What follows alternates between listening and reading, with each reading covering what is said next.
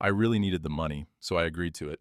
December morning, 6:15, frost thick as lace on the truck windshield. Diesel engine turned over 3 times before it caught. White exhaust plumes hanging in the still air. My boots crunched gravel walking to the barn, wind cutting through flannel like it wasn't there. The barn door hinge squealed, metal cold enough I could feel it through my work gloves. First National Bank, 9 o'clock. Tom Pruitt's tie too tight around his neck, voice loud enough the whole lobby heard. Mrs. Henderson, buy the brochures. Dale Coffey pretending to study loan rates. The Ramirez kid waiting for his mom. Ray, you're 67. Property tax 2 years behind, 47,000 total. We can't extend again. My hand shook signing the denial form. Pen clicked like a gunshot in that quiet lobby. I walked past them all, heard Dale whisper to Henderson, felt their eyes follow me out. That night, Garrett's business card sat on the kitchen counter. Glossy white, raised letters, Voss Development Group, turning land into legacy. Denise's handwriting on the back, blue ink. He can help. I called the number. Didn't know I was dialing my own destruction. I came home from the bank and found Denise on the couch, phone in her hand, thumb scrolling. Didn't look up when I closed the door. The furnace kicked on, that metallic smell of heating dust. Tom denied the extension, I said. She sighed, still scrolling. I told you to sell years ago. This land's been Hollister since 47. Your father's dead, Ray. She finally looked up, eyes flat. And unless you find $47,000 by April, you'll lose it anyway. So, what's the difference? I opened my mouth, closed it. She was already standing, walking toward the stairs. That developer, she said over her shoulder. The one I mentioned? He deals with this kind of thing. Timber rights, land contracts. You should call him. What developer? But she was already upstairs, bedroom door clicking shut. I stood in the living room until the furnace cycled off, listening to the house settle around me. The coffee pot beeped from the kitchen. 4 hours old, burnt smell seeping through. I poured it down the sink, watched it spiral dark into the drain. 3 days later, a black Mercedes GLS pulled into my drive. I was in the equipment shed, organizing socket wrenches Luther had returned last week. The engine purred to a stop, door opened with that solid German thunk. Garrett Voss stepped out in hiking boots that had never seen a trail. 40-something, gym fit, under a quilted vest, smile practiced and easy, extended his hand. Ray Hollister? Garrett Voss, your wife said you might need some help. His grip was firm. Dry despite the cold. My hands smelled like bar oil and WD-40. Help with what, exactly? Land management? Financial relief through sustainable timber harvest? He gestured at the acreage behind me. 80 acres of mixed hardwood and pasture, rolling gentle toward the tree line. You've got mature white oak, black walnut, premium timber. I work with landowners to monetize assets while maintaining property integrity. He talked like a brochure. I wiped my hands on my jeans. I need $47,000 for taxes. I can do that. He pulled out an iPad, woke it with his thumb. Selective harvest, minimal impact. We file for a winter permit. Ground needs to be frozen to prevent erosion. Harvest window is January through March. You keep your land, I take the timber. Everybody wins. He walked toward the tree line, and I followed. His boots crunched through frost-stiffened grass. He stopped at the old fence line, pulled out his phone, started taking pictures. Wide shots of the canopy, close-ups of trunk diameter, angles I couldn't figure. What are you photographing? Documentation for the county forestry permit. They need proof of mature growth, boundary markers, access routes. He crouched near one of the old surveying stakes. Iron stakes my father drove in 1947. Rusted orange now, took 3 photos of it from different angles. Something about that felt wrong, but I couldn't say what. He stood, brushed frost from his knee. I'll need to walk the full perimeter, get accurate measurements. But based on what I'm seeing, 47,000 is conservative. You might clear 55, 60. When would you need an answer? Permit application deadline is December 20th. After that, we miss the frozen ground window, can't harvest until next winter. And by then, he didn't finish. Didn't need to. By then, the property would be in tax lien. Bank foreclosure by June. Let me think on it. Of course. He handed me his card, the same one from the kitchen counter. But don't think too long, Ray. Time and temperature wait for no man. He drove away, tires crunching gravel. I stood in the drive, holding his card until my fingers went numb. That night, Luther called. I could hear the acetylene torch hissing in the background, smell of burning flux, even through the phone. Denise stopped by the shop today, he said, asking about timber buyers. Said you were considering a harvest. Might have to. All right, you trust this Voss fellow? I looked at the business card on my kitchen table, glossy under the overhead light. Don't have much choice. Luther was quiet for a moment. The torch hissed, then cut off. Choice and trust aren't the same thing, but I hear you. You need a witness for the contract. I'll come. Thanks, Luther. Ray, check the boundary markers before you sign anything, just to be sure. I'm sure of what? That everybody's measuring the same land. He hung up before I could ask what he meant. Christmas came cold and lonely. Denise drove to Asheville on the 23rd. Her sister, she said, though I never heard her call once. I spent Christmas Eve oiling the tractor, Christmas Day with Luther at his shop, drinking bourbon from a thermos while the space heater glowed orange in the corner. Denise coming back? Luther asked. She said the 27th. He nodded, poured more bourbon. The AM radio played carols, tinny and distant. Outside, snow started falling, small dry flakes that hissed against the garage window. You know what your father told me, Luther said, when he came back from Okinawa. What? He said, the land don't move, Luther. Everything else does, but the land stays put. I think about that sometimes. And I thought about it too, driving home in the dark, windshield wipers pushing snow. The homestead waited, every window dark. I left one light on in the kitchen and sat at the table until midnight, watching snow accumulate on the sill. Denise came home the 27th, late afternoon, smelling like wine and someone else's perfume. She kissed my cheek, cold lips, quick, and went upstairs to unpack. I heard drawers opening, closing, water running in the bathroom. That evening, Garrett's came back with the contracts. We sat at the kitchen table, Garrett spreading papers across the worn formica. Luther arrived 10 minutes late, snow on his shoulders, thermos of coffee in his hand. He nodded to Garrett, pulled out a chair, unscrewed the thermos cap. Steam rose, smelling like chicory and old metal. Standard timber harvest contract, Garrett said, sliding the first page toward me. You grant harvest rights to specified mature hardwoods, white oak, black walnut, select hickory. We pay $47,000 upon permit, approval. Harvest occurs January through March, weather permitting. I read slowly. The words were English, but the sentences twisted like barbed wire. Net stumpage value, merchantable board feet, ingress and egress easements. Luther leaned over, reading beside me. His finger traced down to page 9. What's this? He tapped a paragraph halfway down. Right of first refusal. Garrett smiled, easy. Standard language. If you ever decide to sell the property, I get first opportunity to make an offer. Protects my investment in the timber relationship. Completely routine. Routine, Luther repeated. He looked at me. You understand what that means? Means if I sell, he gets first chance to buy. At what price? Garrett shifted his iPad aside. Appraised value. Fair market, determined by county assessment. Luther's jaw worked. He poured coffee into the thermos cap, took a long drink. Appraised, not market. Those aren't always the same number. They're close enough for practical purposes. Garrett pulled out another page. Look, gentlemen, I understand caution. But Ray needs $47,000 by April 15th. This provides that. The alternative is foreclosure, auction, pennies on the dollar. At least this way, Ray keeps the land, pays his debt, moves forward. The kitchen clock ticked. The furnace hummed. Outside, snow hissed against the window glass. Where do I sign? I asked. Luther set down his coffee. Ray, I don't have another option, Luther. I signed 4 places Garrett indicated. Luther signed as witness, his signature tight and careful. Garrett countersigned, dated each page, slid them into a leather folder. The sound was final. Paper against leather, zipper closing. Permit should clear by mid-January, Garrett said, standing. County forestry takes 3 weeks this time of year. You'll have your money by the 20th. After he left, Luther and I sat in the kitchen. The coffee in the thermos had gone cold. You read that clause? Luther asked. The first refusal thing? Not just that. He pulled out his phone, typed something, showed me the screen. A legal website, plain text. Right of first refusal clauses in land contracts can be exercised upon default, not just voluntary sale. What's that mean?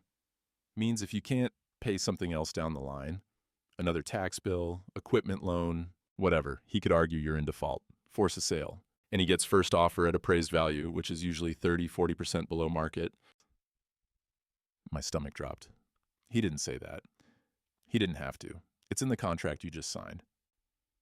I pulled the copy Garrett had left, flipped to page 9, paragraph 14. Read it 3 times. The words swam. I needed the money, Luther. I know. He stood, screwed the cap back on his thermos. But needing and trusting aren't the same thing. Check those boundary stakes tomorrow, please. Why do you keep saying that? Because men who take that many pictures of iron stakes aren't usually measuring trees. 2 days later, I sat in the Main Street diner at the counter, eggs and hash browns going cold on my plate.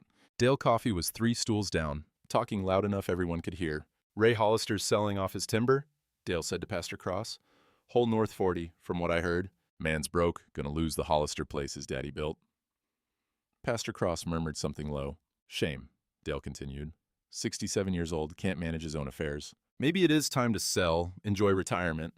My coffee cup shook, setting it down. The ceramic clicked against the saucer, sharp in the diner quiet. Jolene Mackey, the town clerk, sat 2 stools over. She caught my eye, gave a small, sad smile. I left $4 by my plate, more than the breakfast cost, and walked out. Behind me, Dale was still talking. In the truck, I gripped the steering wheel until my knuckles went white. The vinyl was cold, stiff. It cracked under my hands. January 5th, Jolene called. Her voice was careful, measured. Ray, your timber permit cleared, but there's something odd in the application. Odd how? It's listed as timber harvest and site assessment. That second part, site assessment, that's usually for development surveys, not timber. Garrett said it was just for the harvest? She was quiet for a moment. I heard papers rustling, keyboard clicking. Maybe it's just county paperwork being thorough. But Ray, did you read the whole application, the attachments? Garrett handled that part. Right. More rustling. I'm sure it's fine. Permits approved either way. Your fee is $3,500, payable at the office. I drove to the county building that afternoon, check in hand. The fluorescent lights buzzed overhead, that electric hum that sets your teeth on edge. Jolene processed my payment, stamped the permit, slid it across the laminate counter. Ray, she said as I turned to leave. Yeah? You've got 60 days to start harvest. After March 31st, permit expires. Frozen ground and all. I know. Just making sure. She touched the permit with one finger. And Ray, if anything feels wrong, you come talk to me. Before it's too late. I folded the permit, put it in my jacket pocket, walked out into the cold January afternoon, wondering what she'd seen in those attachments that I hadn't, wondering what too late looked like. January 12th, Luther called at dawn. I was already up, coffee brewing, watching ice form patterns on the kitchen window. Meet me at the shop, he said. Bring your deed. Luther, it's 6:30. I know what time it is. Bring the deed. Pike's garage smells like motor oil and burnt coffee, the space heater glowing orange in the corner. Luther had a paper napkin spread on his workbench, my property deed beside it. He was sketching something with a carpenter's pencil, thick lines on the thin paper. Coffee? He gestured to his thermos. I'm good. He poured himself a cup in the thermos cap, took a sip. Your deed says the northwest corner starts at the old stone cairn, runs 340 feet east to the first iron stake. That sound right? That's what my father told me. The cairn's been there since before he bought it. Luther pulled a 50-foot measuring tape from his pegboard, the old steel kind that snaps back hard enough to cut. Let's walk it, now, before it gets light. Why before light? Because I want to see something, and I don't want your developer friend seeing us see it. We drove in my truck, heater blowing cold air until the engine warmed. The sun was just a gray promise behind the trees. Luther had the measuring tape, a flashlight, and his phone. At the northwest corner, we parked and walked. The stone cairn sat where it always had, waist-high pile of fieldstone covered in ice and old moss. Luther shone his flashlight on it, then started walking east, counting paces under his breath. At 340 feet, he stopped, swept his boot through the snow. Nothing. He walked another 10 feet, 20. At 35 feet past where the stake should have been, his boot hit metal. He knelt, brushed away snow. An iron stake, bright steel, no rust, the threads still sharp. This is new, Luther said. Last 6 months, maybe less. He pulled out the measuring tape, hooked it on the cairn, walked it back to the stake. 375 feet. Your boundary's 35 feet short, he said. Somebody moved this stake inward. My breath came out white in the cold air. That doesn't make sense. Makes perfect sense if you want to claim the timber yield is smaller than it is. Lower appraisal, lower market value, makes the right of first refusal price cheaper. He took out his phone, photographed the stake with the measuring tape in the frame, the numbers clear. Then he photographed the old stake hole. You could see it in the ground once you knew to look, a rusted circle in the frozen earth. Garrett took pictures here, I said. December 21st, said it was for the permit. He was documenting his own fraud. Luther stood, knees cracking in the cold. Ray, you need to call Deputy Chen. This is surveying fraud. I don't have proof Garrett moved them. You have new stakes on your land that shouldn't be there. That's enough for Chen to start asking questions.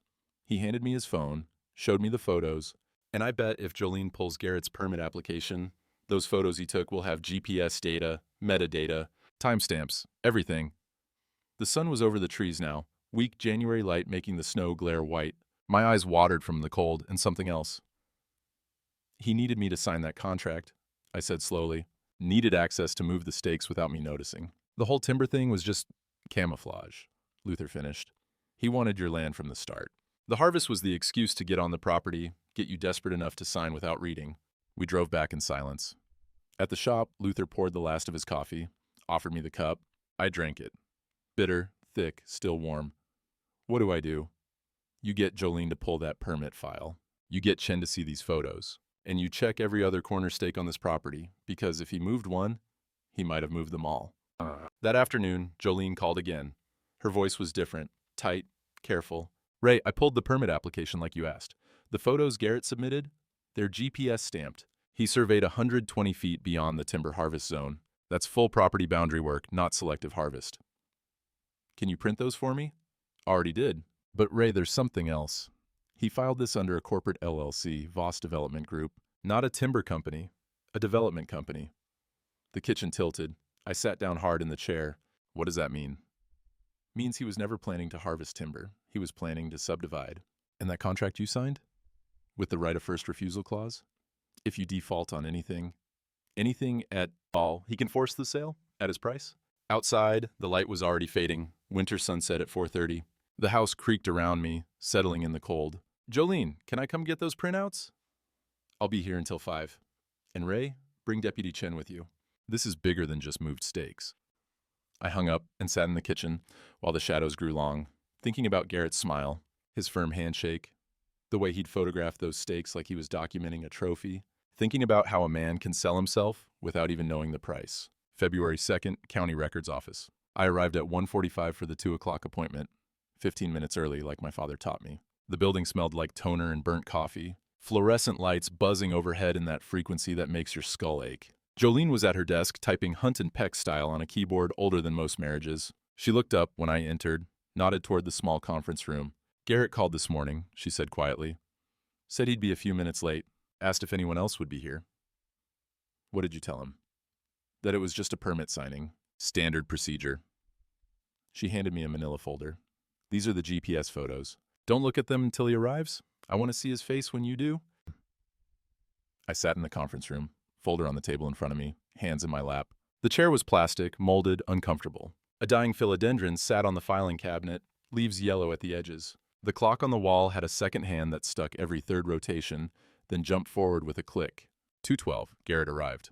I heard his voice in the lobby, smooth, professional, laughing at something Jolene said. Then footsteps, and he filled the doorway, quilted vest over a pressed shirt, leather folder under one arm. Ray, sorry I'm late. Conference call ran long. He set his folder on the table, pulled out a chair. This should be quick. Just finalizing the harvest timeline, payment schedule. The door opened again. Denise walked in, not from the parking lot, from the back hallway, like she'd been waiting there. She wore a blouse I didn't recognize. Hairstyle different than she wore at home. Her perfume hit me first, something new, expensive, floral notes that didn't match the woman who'd left 3 days ago for grocery shopping. My mouth went dry. Denise, I said, what are you? She didn't look at me, looked at Garrett, smiled. Her hand touched his forearm. Just for a second, familiar, easy. I thought we were meeting at 3, she said to him. Change of plans. Garrett's smile didn't slip, but something behind his eyes tightened. Ray, your wife's been consulting on the development potential. Didn't she mention it? The room tilted. Development potential, not timber harvest. Consulting. I repeated. The word felt foreign in my mouth. Denise finally looked at me. Her eyes were flat, distant, like I was a stranger asking directions. Garrett asked for my input on land use. I worked in real estate before we married, Ray. You knew that. I hadn't known that. Or I'd forgotten, or she'd never told me. Garrett sat, opened his leather folder. Papers inside, contracts, something with colored tabs. Anyway, Ray, the timeline. How long? I asked Denise. She blinked. How long what? How long have you been consulting? Garrett's pen paused over a signature line. The fluorescent lights buzzed. The philodendron's leaves rustled in the heating vent's dry breath. Since summer, Denise said finally. The Chamber of Commerce mixer? June. 6 months. The timber contract was December 28th. She'd been working with him for 6 months before I signed. I opened the manila folder Jolene had given me, pulled out the GPS-stamped photos, spread them on the table. These are from the permit application, what I said, dated December 21st. This one shows the northwest corner, where you photographed the boundary stake. The metadata says you were 120 feet beyond the timber harvest zone. Why? Garrett looked at the photos. His jaw shifted, that tiny tell. Survey thoroughness. County likes comprehensive documentation. This one's from the south property line. Another boundary marker, and this one's from the east side, where the old fence meets the road. I tapped each photo. You weren't surveying timber, Garrett. You were surveying the whole property. For subdivision, Denise's hand left Garrett's arm. Ray, Garrett said, voice still smooth but harder now. You're overreacting. The permit covers site assessment and timber harvest. I pulled out another paper, Jolene's printout of the permit application. Site assessment, that's development language, not timber. It's standard. And these. I spread the photos Luther had taken, the measuring tape showing 35 feet of missing boundary. The northwest stake's been moved. New metal, no rust. Somebody repositioned it after my father died. Somebody who needed smaller acreage numbers for appraisal purposes. For that right of first refusal clause you buried on page 9. The room was silent except for the heating vent, the fluorescent buzz, that clicking clock. Garrett closed his leather folder, smiled, but it was different now, sharper, colder. Ray, you signed a legal contract, a binding agreement. If you're having buyer's remorse, I signed a timber harvest contract, not a development deal. The contract says what it says. He stood, and suddenly the room felt smaller. You need $47,000 by April 15th. I'm providing that. If you'd like to back out, you're welcome to try. But breach of contract carries penalties. Legal fees alone would cost you, what, $15,000? $20,000? Can you afford that on top of the tax debt? My hands were shaking. I pressed them flat on the table. You moved my boundary stakes. Prove it. Garrett picked up his folder. Prove I personally touched those stakes. Prove the photos weren't just thoroughness. Prove anything you're saying isn't just an old man's paranoia. He walked to the door. Denise followed. She still hadn't looked at me. Oh, Garrett said, turning back. One more thing. I'll be sending a formal offer next week. $120,000 for the full property. Fair market, based on current assessed value. You have until March 15th to accept. After that, if you're in default on any obligation, tax, contract, anything, I exercise the right of first refusal clause. And Ray, that smile again. Read your mail carefully. I'd hate for you to miss any important deadlines. They left together. I heard the lobby door open, close. Heard Garrett's Mercedes start, engine purring like a satisfied cat. Jolene came in, shut the conference room door behind her, sat down across from me. I heard all of it, she said. The door was cracked. He's right. I can't prove he moved the stakes. No, she said slowly. But we can prove he surveyed beyond the timber zone, and we can prove those stakes are new. Deputy Chin's worked fraud cases before. This is enough to start an investigation. An investigation takes time. I have until April 15th. Then we move fast. She gathered the photos, the printouts, slid them back into the folder. But, Ray, there's something you need to know about Denise. I didn't want to hear it, but she kept talking. She came to the office 3 weeks ago, asked about property transfer procedures, how long a foreclosure takes, whether spouses have rights to proceeds from a forced sale. The room spun. When? January 10th, week after you signed. So Denise had known, had been planning. The consulting wasn't consulting, it was reconnaissance. It was conspiracy. I stood, legs unsteady. Jolene stood too, put her hand on my shoulder. Go home, she said. I'll call Chen. We'll figure this out. I drove home on autopilot, hands at 10 and 2, eyes on the center line. The sun was setting, winter light the color of steel. At the homestead, Denise's car was gone. Driveway empty except for snow and my own tire tracks from this morning. Inside, the house was cold. Thermostat turned down. In the bedroom, her closet was half empty. The good clothes gone. The casual stuff left behind like shed skin. Bathroom counter cleared of her makeup, her lotions, that expensive perfume. On the kitchen table, a note. Not even in an envelope. Just a piece of notebook paper, her handwriting rushed and slanted. Ray, I can't do this anymore.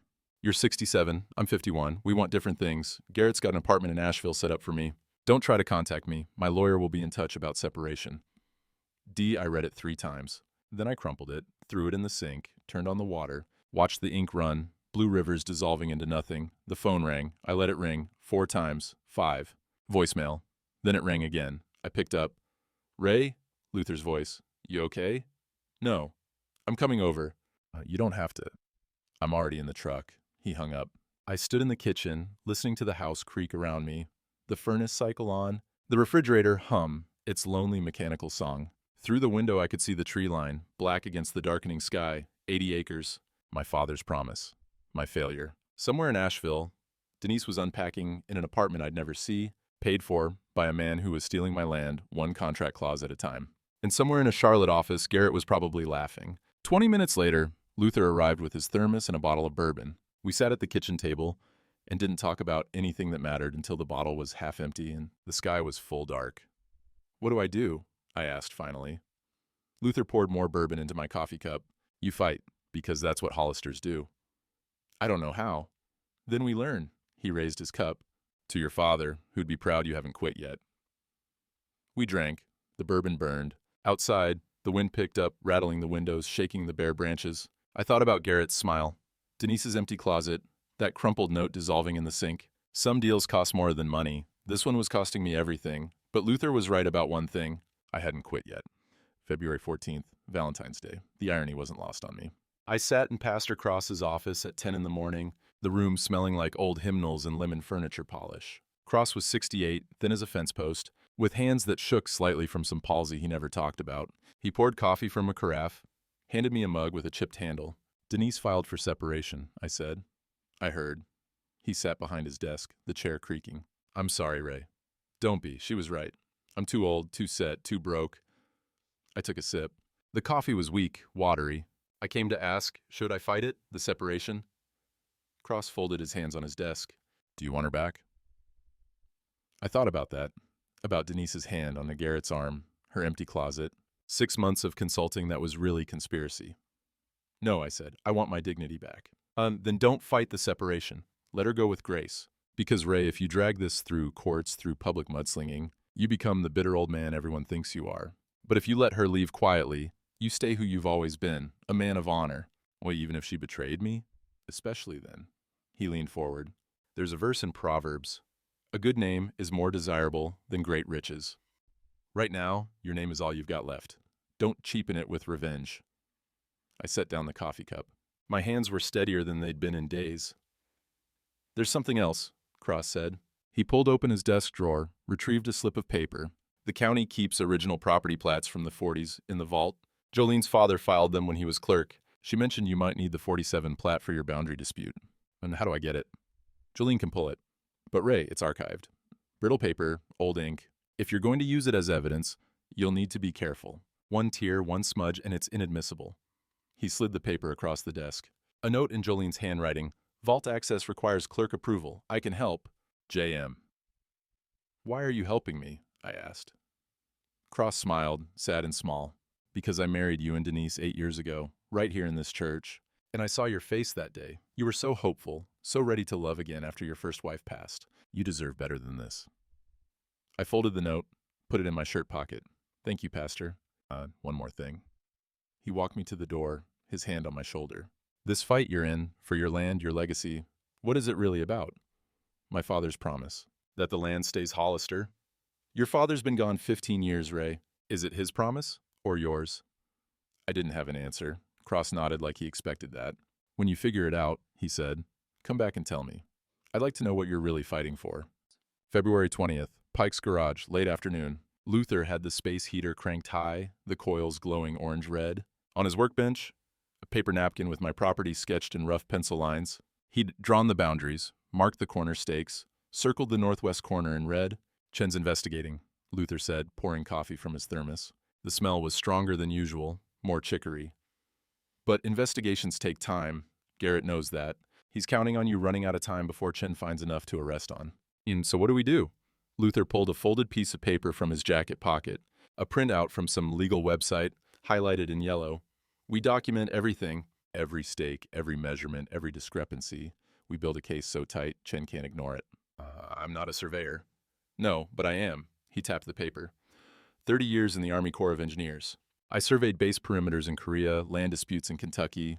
I know how to read a plat, how to measure a boundary, how to prove fraud. He unrolled a measuring tape across the workbench, the metal catching the overhead light. "Tomorrow morning, dawn, we walk every corner of your property. We measure from original reference points. The stone cairn, the old oak with the surveyor's blaze, the iron pipe at the south fence. We photograph everything, and we find out how many stakes Garrett moved. What if it's all of them? Then we prove all of them." Luther rolled up the tape, snapped the lock. "Ray, you know what your father told me when we were laying County Road in '79? "What?" He said, "Luther, measure twice, cut once, because you can't uncut a road.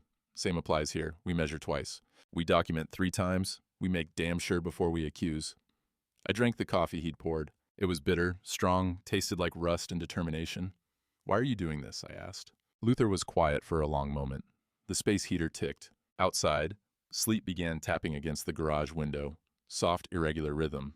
Because your father saved my life once, he said finally. Korea, 52. We were under fire. I took shrapnel in my leg. Your dad carried me 2 miles through snow to the aid station. Never talked about it, never asked for thanks. Just did it because that's who he was. He looked at me, eyes steady. You're his son, same blood. I owe him, and I owe you. You don't owe. Yes, I do. He screwed the cap back on his thermos. And more than that, I'm tired of watching men like Garrett take from men like you. Tired of the slick and the loud winning, while the decent and quiet lose. So, tomorrow, dawn, we measure your land, and we prove what your father always knew. What's that? That a man's worth isn't in what he owns, it's in what he refuses to surrender. I drove home through the sleet, windshield wipers struggling to keep up. The homestead appeared through the gray, dark windows, empty driveway, chimney cold. Inside, I turned on every light, the electric bill be damned. Made myself dinner, canned soup and crackers, ate standing at the sink. The house was too quiet. No television murmur from the living room. No water running upstairs. No perfume smell lingering in the bathroom. Just me and the creaking floors and the wind pushing sleet against the glass. I pulled out the note Pastor Cross had given me, Jolene's handwriting. Vault access requires clerk approval. I can help. Tomorrow, I'd measure the land with Luther. Day after, I'd get that 47 plat from Jolene. Build the case, document the fraud, prove Garrett's lies. But tonight, I sat at the kitchen table with my father's old property deed, reading the boundary descriptions by the overhead light. Beginning at the stone cairn, thence east 340 feet to an iron stake. 340 feet, not 375. 35 feet of my father's land, stolen by a man in a Mercedes who smiled while he robbed me. I traced the words with my finger, the paper soft from decades of handling. My father's signature at the bottom, ink faded but still legible. Raymond Hollister Sr., 1947. The same name as mine, the same promise. Pastor Cross had asked what I was really fighting for. Looking at that signature, I finally knew I wasn't fighting for my father's promise anymore. I was fighting for my own. March 1st, I was at the Main Street Diner at 7 in the morning, eggs over easy and hash browns, coffee black. The place smelled like bacon grease and the dishwasher's lemon soap. Dale Coffee sat 3 booths back with some farmers I didn't recognize, voice carrying over the breakfast clatter. Ray Hollister's making a fuss about boundary lines, Dale said, loud enough I couldn't pretend not to hear, claiming that developer cheated him. But come on, Ray signed the contract, didn't read it, now he's got buyer's remorse. Classic. One of the farmers laughed. Heard his wife left him for the developer. That's the real story. Ray's just bitter, can't accept a fair business deal, can't keep his own wife happy. Maybe it is time for new blood on that land. My fork stopped halfway to my mouth. The eggs had gone cold anyway. Jolene, sitting at the counter 2 stools over, turned and looked at Dale. Her voice cut through the diner noise like a knife through butter. Dale, you know what I find interesting? You talk a lot about other people's business for a man whose dealership's 3 months behind on property tax. The diner went quiet. Even the grill stopped sizzling. Dale's face reddened. That's different. Is it? Or is it just that when it happens to you, it's temporary cash flow issues, but when it happens to Ray, he's a failure? She stood, dropped money by her plate. Think about that before you gossip. She walked out. The bell over the door jangled. I finished my coffee, left a $5 bill, and followed her into the parking lot. She was unlocking her car, breath white in the cold morning air. Thanks, I said. Don't thank me. I'm tired of small-minded people. She opened her door, then paused. Deputy Chin called me yesterday. He wants to see Garrett's permit file, the photos, everything. He's taking this seriously, Ray. How long until he can do something? Depends on what he finds, but there's something you should know. She glanced back at the diner, lowered her voice. Garrett's been spreading his own version. Telling people you're a difficult client, that you're making false accusations because your marriage failed. He's poisoning the well.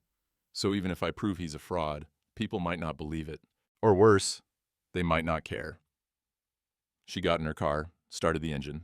Through the window, you need something concrete, something Chen can arrest on, and you need it before Garrett's narrative becomes truth. She drove away. I stood in the parking lot, watching my breath cloud in the cold. Deputy Chen's card was in my wallet. I pulled it out, the card stock bent from being carried. Deputy Marcus Chen, Sheriff's Department. If you see something, say something. I dialed his number. March 3rd, 9 in the morning. Luther and I walked the northwest corner with a steel measuring tape, Luther's phone camera, and a printout of my father's 1947 deed. The ground had thawed enough that our boots left prints in the mud, that sucking sound with every step. We started at the stone cairn, waist-high pile of fieldstone, moss-covered, unmoved for 78 years. Luther hooked the tape to it, walked east, counting under his breath. At 340 feet, he stopped, knelt, brushed away dead leaves and mud. There, a rusted iron stake, almost buried. The kind my father would have used, with square threads and a mushroomed head from decades of frost heave. Luther photographed it, then he kept walking. At 375 feet, the new stake. Bright steel, sharp threads, set in a concrete collar someone had tried to disguise with dirt and leaves. 2 stakes, Luther said, original and planted, 35 feet apart. He photographed both in the same frame, the measuring tape stretched between them showing the distance. Then he photographed the GPS coordinates on his phone screen, the timestamp, the location data. "This is your proof," he said. "Original stake still in place, new stake moved inward. No way to claim this is an honest mistake." How do we prove Garrett did it? We don't have to prove he personally moved it. We just have to prove it was moved after you signed the contract, and that it benefits him. Means, motive, opportunity, that's Chen's job. He wound up the measuring tape. "But Ray, there's something else." He walked me to the south corner, through brambles and mud. Another new stake. Then the east corner. Another. He moved all 4 corners, Luther said. "Every boundary marker reduced your acreage by almost 7%. That's 4,200 square feet. The wind picked up, cold and damp, smelling like thaw and wet earth. I looked across the land, my father's land, my land, Hollister land since 47. How much does that change the appraisal?" Luther did the math in his head. At current market rates, about $18,000. $18,000. The difference between what Garrett wanted to pay and what the land was worth. The difference between fair and fraud. "We need to show this to Chen," I said. "Already texted him. He's meeting us at Pike's Garage in an hour." Deputy Chen was 39, ex-Marine, with that straight-backed posture that never quite leaves. He spread Luther's photos across the workbench, studied each one with careful attention. The space heater hummed. Outside, rain started tapping on the garage roof, steady and cold. "This is good," Chen said finally. "Really good, but I need more. I need proof of intent. Right now, Garrett can claim someone else moved these stakes, kids, vandals, previous owner. I need something that ties him directly to the fraud." "The GPS photos," I said. "From the permit application. Jolene said they're stamped with location data." "I've got those. They prove he surveyed beyond the timber zone, but that's not illegal if he claims it was just thoroughness." Chen tapped one of Luther's photos. "What I need is proof he knew these stakes were in the wrong place. Communication, texts, emails, something that shows knowledge and intent." Luther and I looked at each other. "Denise," I said, and she was consulting with him. "If they communicated about the survey, about the stakes—" "Can you get her phone records?" Chen asked. "She's my wife. Legally separated, but still married. Would that—" "No. Privacy laws protect her even if you're married, but—" Chen pulled out his own phone, scrolled through something. "If she voluntarily provides information, that's different. Would she talk to you?" I thought about her empty closet, the note in the sink, 6 months of betrayal. "No," I said, "but she might talk to Pastor Cross." Chen nodded slowly. "Then that's your next move. Because Ray, I believe you. I believe Garrett committed fraud. But belief isn't evidence. And without evidence, he walks." He gathered up the photos, slid them into a folder. Through the garage window, the rain came harder, drumming on the metal roof like impatient fingers. Time was running out. March 15th was 12 days away. Garrett's ultimatum: accept the offer or face breach of contract. And April 15th, tax deadline, was 6 weeks out. The clock was ticking. And I still didn't have the proof I needed to stop it. March 10th, midnight. I sat alone in the kitchen, staring at divorce papers Denise's lawyer had sent. Not separation anymore. Full dissolution of marriage. The papers lay on this table next to Garrett's formal offer letter, which had arrived that morning by certified mail. Final offer, $120,000 for complete property transfer. Accept by March 15th or face breach of contract litigation. Estimated legal costs, $25,000, $40,000. $25,000 to $40,000. On top of the $47,000 I already owed. The math was simple and cruel. I could sell to Garrett, pay my debts, walk away with maybe $30,000, enough for a small apartment somewhere, Social Security to cover the rest, live out my years quiet and defeated. Or I could fight, spend everything I didn't have on lawyers, probably lose anyway, end up with nothing, no land, no money, no dignity. Outside, the wind rattled the windows. Inside, the house creaked and settled around me like something dying. My phone sat on the table. I picked it up, dialed Pastor Cross. It rang 4 times before he answered, voice thick with sleep. Ray, it's midnight. I know, I'm sorry. My voice cracked. What if I'm wrong? What if this is just me being bitter about Denise?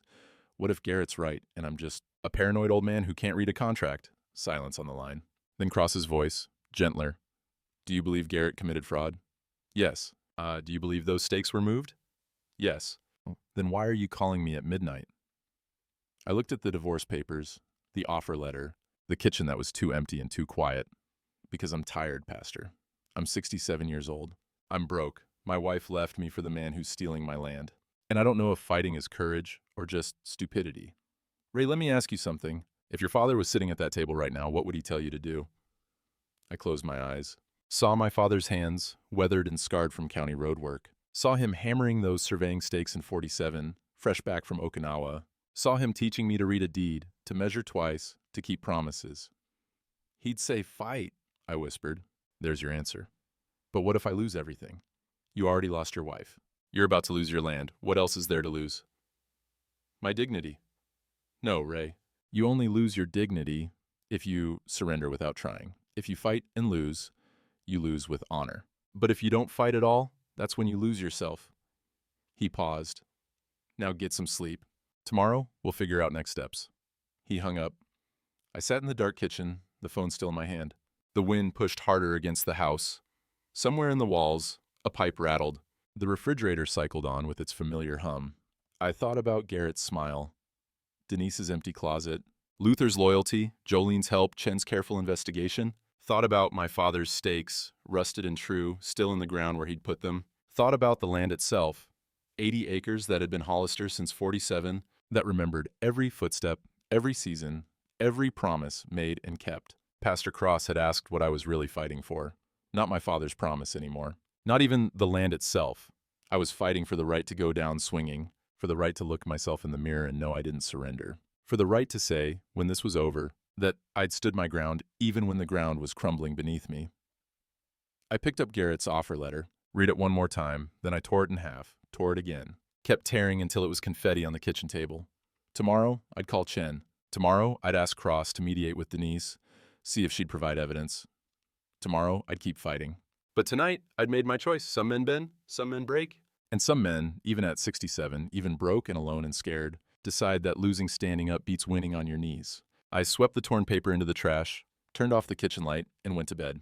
For the first time in weeks, I slept through the night. March 12th, 2 in the afternoon. County Records Office, back room. Jolene had called that morning, voice urgent and quiet. I found something. Get here now. The back room smelled like old paper and toner, filing cabinets lining the walls floor to ceiling. Jolene had a banker's box on the table, manila folders spread open, a laptop glowing with a scanned document. Garrett's permit file, she said. I pulled everything. The application, the photos, the GPS metadata, all of it. She tapped the laptop screen. Look at this. The screen showed one of Garrett's photos from December 21st. The northwest corner, the new iron stake, forest in the background. But in the bottom corner of the image, barely visible, easy to miss, the edge of something orange, a surveyor's flag. He marked it, Jolene said, before he photographed it. That flag is a professional surveyor's marker, the kind you use when you're actively repositioning boundaries. It proves he knew he was documenting a survey change, not just existing conditions. And she clicked to another photo, same corner, different angle. The orange flag clearer this time. Chen can use this. It shows intent. Luther, standing behind me, leaned in close. What about the GPS stamps? Jolene pulled up a spreadsheet. Every photo is time-stamped and geotagged. December 21st, between 9:43 a.m. and 11:12 a.m. He photographed all 4 corners in sequence, northwest, northeast, southeast, southwest. That's a complete boundary survey, not selective timber documentation. Can we get this to Chin today? I asked. He's already on his way. I called him before I called you. She closed the laptop, started gathering files. But there's one more thing, something that might be bigger. She pulled out a stapled document, maybe 15 pages, dense legal text. This is the LLC filing for Voss Development Group, standard corporate registration. But look at page 11, the ownership structure. I scanned the page. Corporate jargon, percentages, names I didn't recognize. Then near the bottom, Denise M. Hollister, 15% equity stake dated August 12th. The room tilted. August, I said, 3 months before I signed. She wasn't consulting, Jolene said quietly. She was a partner.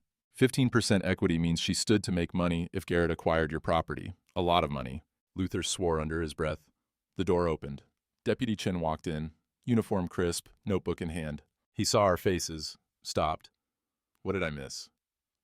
Jolene handed him the LLC filing. He read it, jaw tightening. This changes everything, Chen said. This isn't just fraud, this is conspiracy. Garrett and Denise planned this together, months before you signed. He looked at me. Ray, I need to talk to your wife. Officially, on the record. She won't talk to me. She doesn't have to talk to you. But if she's a material witness to fraud, and with this ownership stake she is, I can compel her testimony. Where is she? Asheville, Garrett's apartment. I gave him the address Denise had written in her note. Chen made a call, stepped into the hallway. Through the door, I heard him talking fast, official language. Subpoena, material witness, conspiracy to commit fraud. Jolene touched my arm. Ray, I'm sorry, I know this makes it worse. It makes it clearer, I said. She didn't leave me for Garrett, she left me for 15%. March 28th. County Courthouse, Courtroom B. Wood benches, high ceiling, afternoon sun slanting through tall windows. The room smelled like furniture polish and old law books. I sat at the plaintiff's table with Luther beside me. No lawyer, couldn't afford one. Chen had said the evidence was strong enough I could present it myself, that the judge would allow some leeway for a pro se plaintiff. Across the aisle, Garrett sat with his lawyer, a woman in a gray suit with sharp eyes and sharper heels. She whispered to Garrett, who nodded, that smooth smile never leaving his face. Judge Harmon entered, 65, white hair, reputation for fairness and impatience with bullshit. We stood, sat, waited. Hollister, Harmon said. You're alleging surveying fraud and breach of contract. Proceed.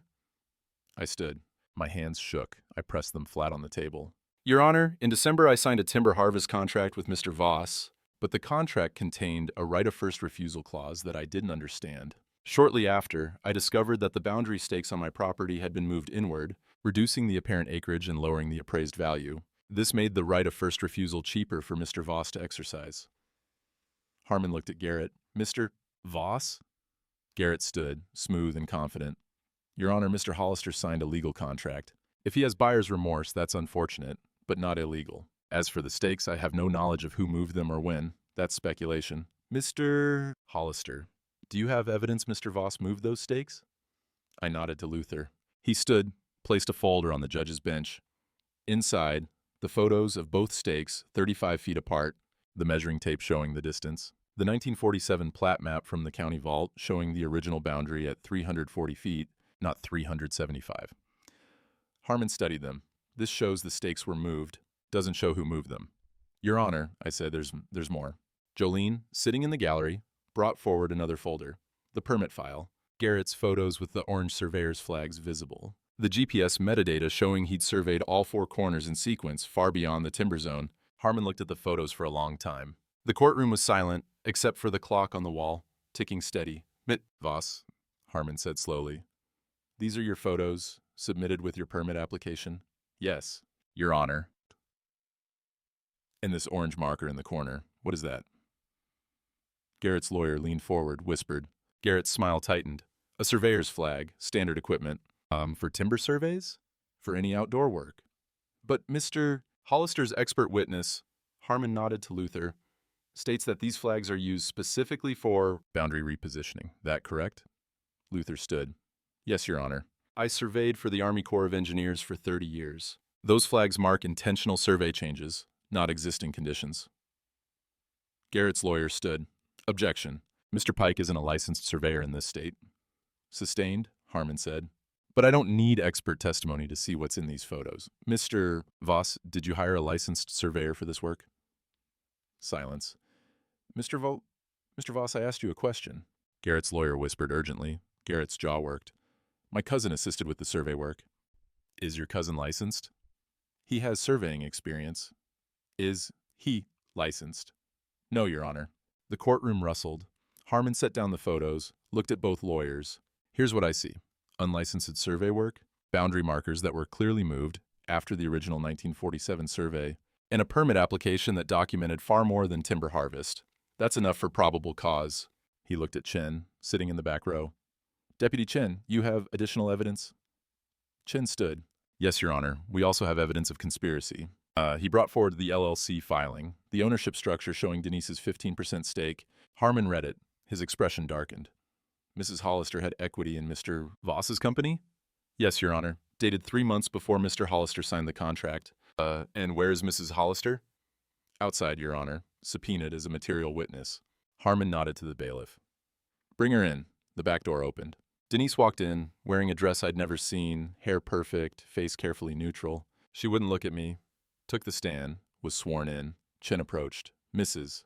Hollister, you have a 15% equity stake in Voss Development Group? Yes. When did you acquire that stake? August 12th. And when did your husband sign the timber contract with Mr. Voss? December 28th. Did you encourage your husband to sign that contract? Denise's hands twisted in her lap. Yes. Did Mr. Voss promise you any compensation if your husband's property was acquired? Her lawyer, a different one than Garrett's, whispered to her. Denise swallowed. Mrs. Hollister, Harmon said, answer the question. $20,000, she said quietly. A finder's fee. The courtroom erupted. Harmon's gavel cracked down. Order. Mrs. Hollister, did you know Mr. Voss intended to acquire the full property, not just harvest timber? I suspected. Did you inform your husband of your financial interest in this transaction? No. Chen presented text messages, pulled from Denise's phone via subpoena. Messages between her and Garrett, discussing the contract, the timeline, Ray's financial desperation. One message, dated December 20th. He'll sign. He's too proud to ask for help anywhere else. I sat frozen, watching my marriage dissolve into evidence. Harmon read every message. Then he set them down, removed his glasses, rubbed his eyes. Mr. Voss, Mrs. Hollister, I've seen enough. This wasn't a timber contract. This was a conspiracy to defraud Mr. Hollister of his property through contract manipulation, unlicensed surveying, and spousal concealment of financial interest. He looked at Chen. Deputy, I'm issuing a warrant for Mr. Voss's arrest on charges of surveying fraud and conspiracy to commit theft by deception. Mrs. Hollister, you'll be charged as an accessory. Garrett's face went white. His lawyer started talking fast, objections and appeals, but Harmon waved her off. The timber contract is void due to fraud. The right of first refusal clause is unenforceable. Voss, you're ordered to pay restitution to Mr. Hollister in the amount of $50,000 for legal fees, lost time, and damages. You're also banned from conducting real estate transactions in this county for a period of 5 years. He brought the gavel down. Bailiff, take Mr. Voss into custody. Chen moved forward, handcuffs ready. Garrett stood, jaw tight, eyes burning. As Chen cuffed him, Garrett looked at me across the courtroom. You'll die broken alone, old man, he said. I stood, looked him in the eye. Maybe, I said, but I'll die on my own land. Chen let him out. Denise followed with her lawyer, head down, not looking back. The courtroom emptied. Luther gripped my shoulder. Jolene smiled from the gallery. Pastor Cross, who'd been sitting in the back, gave me a quiet nod. I sat down hard on the wooden bench, hands shaking, breathing like I'd run a mile. You did it, Luther said. You won, I nodded. But it didn't feel like winning. It felt like surviving. April 2nd, the restitution check cleared at 9 in the morning. $50,000 minus the $47,000 I owed in back taxes left me with $3,000. I sat in the truck outside the county tax office, check in hand, staring at my father's signature on the deed copy in the passenger seat. At 9:30, I walked in, paid the full balance, watched the clerk stamp paid in full across the account ledger in red ink. She handed me a receipt, smiled, professional and distant. You're current, Mr. Hollister. Property's clear. I folded the receipt, put it in my wallet next to my father's old surveyor's license, carried since he died, clear. The word felt strange, light, like setting down something heavy you'd carried so long you forgot how it felt to stand straight. Outside, the morning was warming. April sun, soft and new. Bradford pears blooming white along Main Street, that sweet smell that means winter's finally done. I drove to Pike's garage. Luther was under a Chevy pickup, torch hissing, blue flame steady. I knocked on the truck's bumper. He killed the torch, rolled out on his creeper. It's done, I said. Taxes paid, land's clear. Luther stood, wiped his hands on a rag black with grease and old oil, walked to his workbench, unscrewed his thermos, poured 2 cups of coffee, handed me one. To your father, he said, raising his cup, and to not giving up. We drank. The coffee was still hot, strong, tasted like every morning of the last 4 months. Bitter and necessary and somehow comforting. Denise took a plea deal, Luther said. Heard it from Chen this morning. Accessory to fraud, suspended sentence, 3 years probation, no jail time. Good, I said, and meant it. Anger had burned itself out somewhere between the courtroom and this morning. What was left wasn't forgiveness exactly, but something quieter. Acceptance, maybe. She'd made her choices. I'd made mine. We were both living with them now. "What are you going to do?" Luther asked. "With the land, I mean." I'd been thinking about that. "Keep it. Work it. Maybe plant soybeans in the South 40.